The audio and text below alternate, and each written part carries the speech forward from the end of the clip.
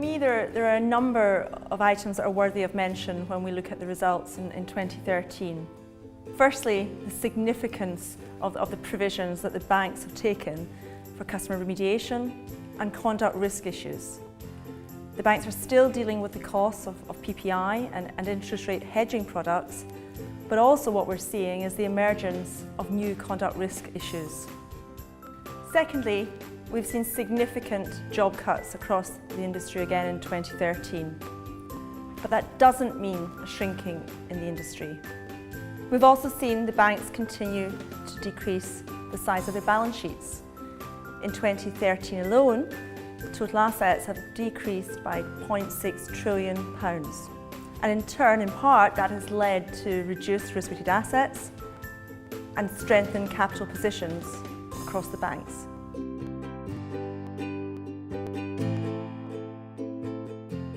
For me, it's three things which it needs to be centered around. The first, it has to be more customer-centric so that it's safe for customers. Second, banks have to innovate on a transformational scale using technology.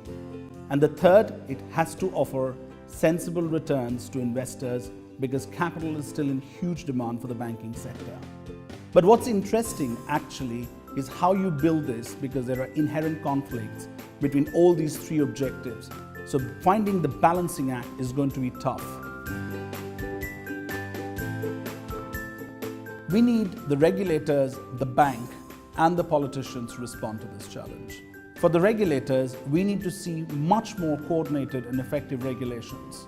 6 years after the crisis, it's still disappointing that we are not seeing convergence on a number of important regulations, whether it be in the prudential space or in the conduct space. As for banks, they need to respond by showing how technology can be an enabler to respond to some of these complex challenges. So for example, digital is one way of getting to know customers a lot better.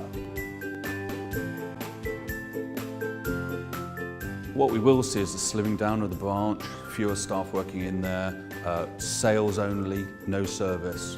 And I also see the branch playing a major role in helping migrate customers onto the digital and particularly the mobile channel.